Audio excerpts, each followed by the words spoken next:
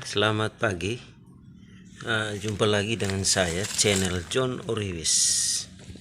Ya, kali ini saya akan membahas tentang bagaimana memilih ya, bahan tanaman hias yang baik, yang benar, sehingga tidak mengecewakan ketika kita beli, pulang tanam terus mati. Ada cara-caranya saat kita hendak membeli. Ya, saya sendiri sebenarnya bermain di bonsai, tapi banyaknya peminat di tanaman hias, sehingga saya coba sisihkan waktu dari bonsai dengan tanaman hias. Ini berikut saya ingin memberikan tips-tips untuk memilih bahan tanaman hias. Ya, ini yang digambar adalah krisan. Ya, krisan. Yang saya beli sudah sekitar hampir 2 bulan lalu. Ya, ini terlihat dari sudah ada tunas baru, kemudian muncul anakan. Ini sudah muncul anakan. Kemudian ini juga sudah, ini bunga yang kedua. Ini bunga yang kedua. Bunga yang pertama di tangkai yang ini. Ini bunga yang kedua, kemudian ini ada bakalan bunga. Ini sudah kuncup semua, tinggal mekar. Ini krisan, tanaman krisan.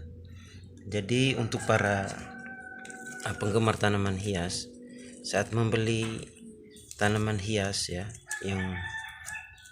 yang dijual, itu hendaknya melakukan beberapa hal ya. Yang pertama,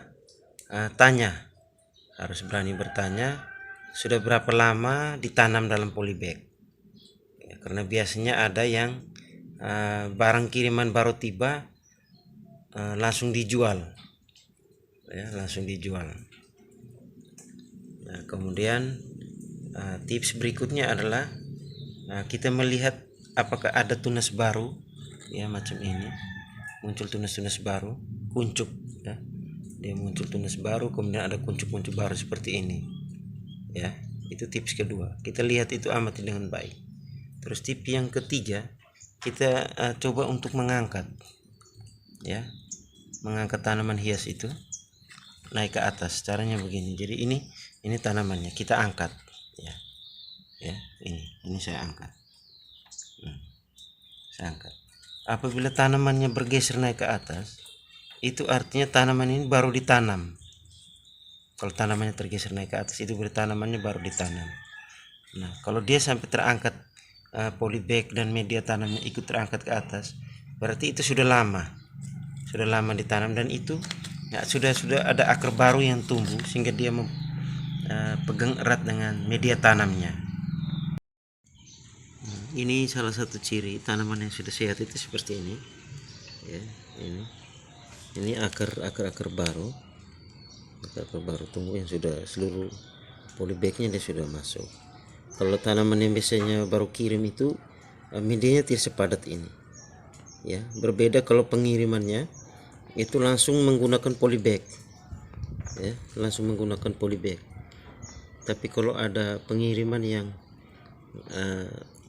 medianya sedikit, itu biasanya segumpal, tanahnya hanya segumpal, medianya hanya segumpal ya. Itu stres dari tanaman itu sangat tinggi, sehingga ketika langsung ditanam ke polybag dan dijual itu biasanya rawan mati. Kalau tanaman yang dikirim dengan polybag dari sana, nah itu berbeda ya, ini seperti ini ya. Tapi ini yang saya beli kiriman via penerbangan, kemudian saya tanam. Ini sudah 1 bulan lebih ya, 1 bulan, hampir 2 bulan lah, ini sudah tunas-tunas baru ya. Dan tips terakhir adalah ketika kita mengangkat polybag ya, mengangkat polybag naik ya, apabila tanamannya sudah terlihat sudah lama ditanam, kemudian mau dijual, itu angkat polybag, akan terlihat tumpukan akar pada bagian bawah polybag ya, karena saking lamanya ditaruh atau disimpan sebelum dijual. Itu biasanya kalau lama laku kan disimpan seperti itu biasanya ada akar yang keluar dari polybag. Nah, maka tanaman itu kita anggap sebagai tanaman yang kuat dan sehat. Sehingga tanaman itu ya pantas atau layak untuk kita beli ya, karena itu sudah sehat, sudah kuat, tinggal kita pindahkan ke pot yang lebih bagus ya. Ini adalah salah satu contoh video memilih bahan tanaman hias yang baik, yang sehat, yang kuat, yang sehingga saat kita beli pulang kita tanam itu tidak mati ya. Jangan sampai ada barang yang baru dipesan atau baru ditanam kemudian dijual, akibatnya ketika kita beli akibatnya adalah mati ya, tanamannya mati. Itu hanya tips-tips dari saya bagi para penggemar tanaman hias yang hendak membeli bahan atau tanaman hias. Sekian dan terima kasih. Jangan lupa klik subscribe, share informasi ini jika bermanfaat, dan kasih komentarnya. Sekian dan terima kasih.